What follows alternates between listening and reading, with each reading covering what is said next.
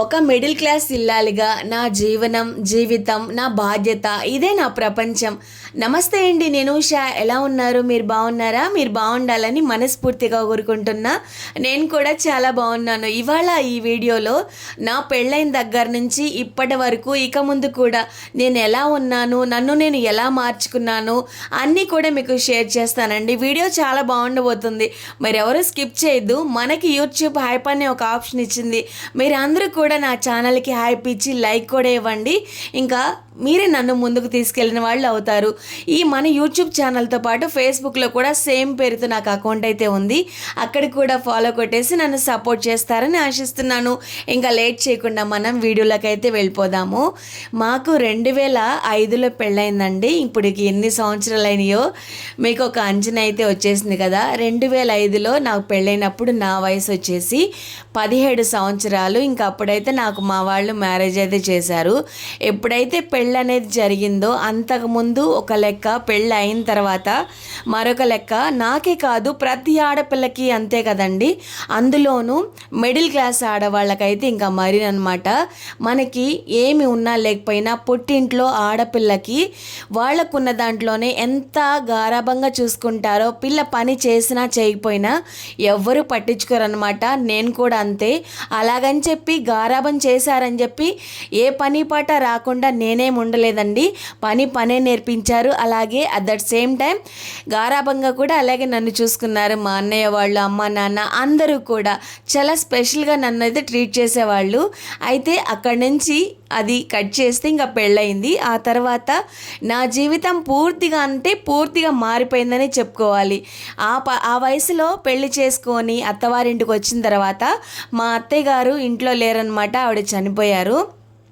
మావయ్య గారు ఒక్కరే ఉన్నారు. ఇంకా నాకు అప్పటికి పద్ధతులేమీ తెలియదు. ఏదన్నా చెప్పేవాళ్ళు కూడా లేరనమాట. అంటే అత్తవారింట్లో మన వేలు పట్టి దిద్దించడానికి ఎవ్వరు ఉండరు. అత్తయ్య గారు ఉంటే ఒకవేళ ఆవిడ మంచివాళ్ళు అనుకోండి, నన్ను బాగా అర్థం చేసుకొని తన బిడ్డలాగా చూసుకునే వాళ్ళేమో తెలియదు. ఆవిడ లేరు కాబట్టి ఇంకా మనకి మంచి చెడులు చెప్పేవాళ్ళు ఎవరూ లేరనమాట.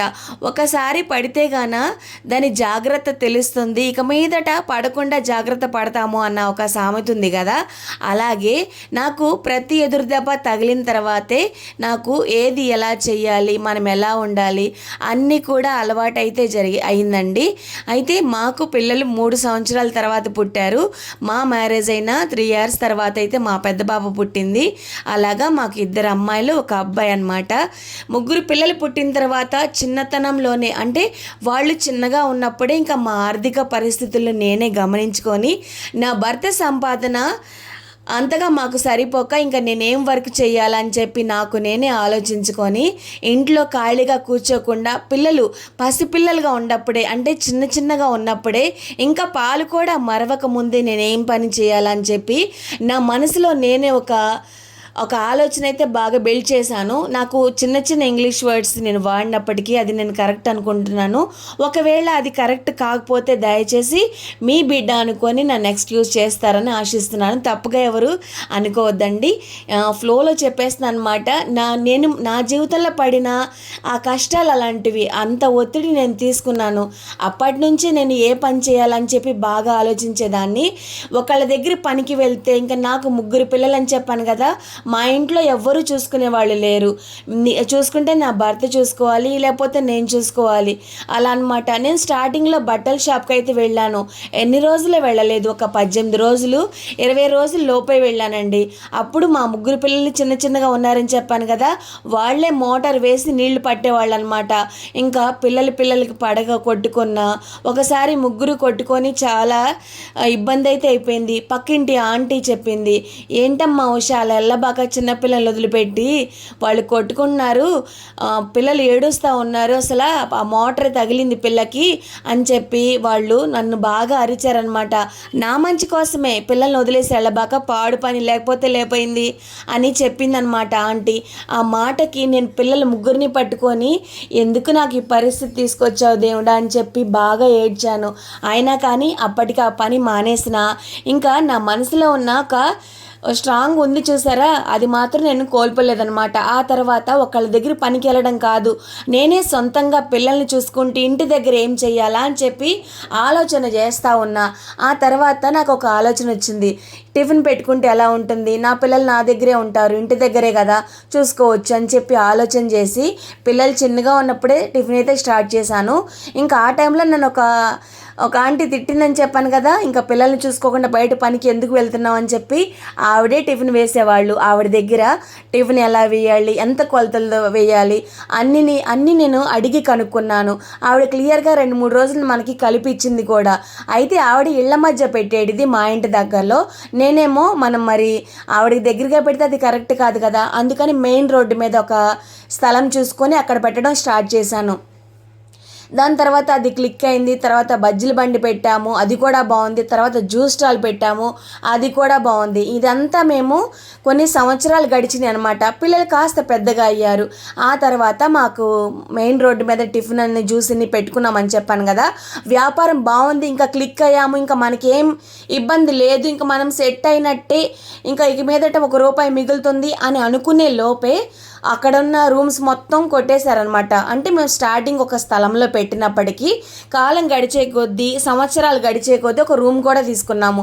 మంచిగా అక్కడ వ్యాపారం అనేది సెట్ అయ్యి ఇంకా పర్వాలేదు మనకు అనుకున్నప్పుడు ఆ రూమ్లన్నీ కొట్టేసి రోడ్డు వెడల్పు చేయడానికి ఆ రోడ్డు మొత్తం ఆ పక్కన అడ్డం వచ్చిన రూమ్స్ అన్నీ కూడా పగలగొట్టేశారు. దాంతో మన వ్యాపారం కూడా ఆగిపోయింది. ఆ తర్వాత మేము బయట వేరే చోటకి జ్యూస్ స్టాల్కి అయితే వెళ్ళాము. ఒక 2-3 సంవత్సరాలు. మీకు తెలుసు కదా, నేను ఛానల్ స్టార్ట్ చేసింది కూడా అప్పుడేనండి. ఇంకా అది చేస్తానే ఇప్పుడు చూసారా సొంత వ్యాపారం మానేశాను. ఆ తర్వాత కొన్ని కారణాల చేత మానేశాను. తర్వాత నేను ఒకళ్ళ దగ్గరికి పనికి వెళ్ళాము. నేను నా భర్త ఇద్దరు ఒకే చోటకి అయితే వెళ్ళాము, అన్నయ్య దగ్గరికి జ్యూస్ స్టాల్కి. అయితే పర్వాలేదు, అక్కడ బాగానే ఉంది. కొంచెం మాట మనకి కుదరక మేము అక్కడ మానేసి మళ్ళీ సొంతంగా వ్యాపారం పెట్టుకున్నాను. అక్కడ ఆయన దగ్గర జ్యూస్ స్టాల్లో వర్క్ చేసేటప్పుడు నేను యూట్యూబ్ ఛానల్ పెట్టాను అని చెప్పాను కదా, ఇలా చూసారా ఒకదాని తర్వాత ఒకటి మాకు పెళ్ళయి ఇన్ని సంవత్సరాలు, దాదాపుగా 18 ఏళ్ళు 19 ఏళ్ళు అవుతా ఉందా. నా జీవితంలో ఏ రోజు నేను ఆలోచన కానీ పని కానీ మానుకోలేదు. ఏం చెయ్యాలా నా పిల్లల కోసం, నా భర్త కోసం, మెయిన్గా నా ఇంటి కోసం మేము ఎలా సెట్ అవ్వాలని చెప్పి ప్రయత్నం చేస్తూనే ఉన్నా. అయితే సెట్ అయ్యావా కంటే అది నా చేతుల్లో లేదు, సెట్ అవ్వలేదనే చెప్తున్నా. నేను ఇక ముందు అవ్వాలన్నదే నా ప్రయత్నం అండి. దానిలో భాగంగానే నేను మాకొచ్చే సంపాదనతో పాటు ఇంకా సెకండ్ ఇన్కమ్ కూడా మనకి న్యాయంగా కావాలి కాబట్టి మన అమౌంట్ మనకి సరిపోవడం లేదు. మధ్యతరగతి సంపాదన ఎంత ఉంటుందో మీ అందరికీ ప్రతి ఒక్కరికి తెలిసిందే కదా. అలా అనమాట. ఇంకా ఇప్పుడున్న ఖర్చులు, పిల్లల చదువులు ఇవన్నీ దృష్టిలో పెట్టుకొని ఇలా కాదు అని చెప్పి ఒక వీడియో చూసి, యూట్యూబ్ మనీ వీడియో చూసి ఇంకా నేను కూడా చాలా స్టార్ట్ చేయడం అయితే జరిగింది. భగవంతుడి దయ వల్ల, మీ అందరి ఆశీర్వాదాల వల్ల, మీ అందరి సపోర్ట్ వల్ల నాకు మోనిటైజేషన్ అయింది. నేను కూడా ఎంతో కొంత యూట్యూబ్లో ఎర్న్ అయితే చేసుకుంటున్నాను, మనీ నేను ఎర్న్ చేసుకుంటున్నాను. ఇంకా ముందుకు వెళ్ళాలని నా ఆశ అనమాట. ఇప్పటి వరకు కూడా ఇన్ని సంవత్సరాల నుంచి మా పెళ్ళైన దగ్గర నుంచి నా ప్రయాణం ఏ రోజు నేను మానలేదు. అంటే ఎవ్వరూ మానరు, కానీ నేను మాత్రం నా జీవితంలో చాలా అంటే చాలా కష్టపడ్డానండి. నాకెవ్వరు వెనకాల చెప్పింది మంచి చెడు ఎవరు చెప్పింది ఏమీ లేదు.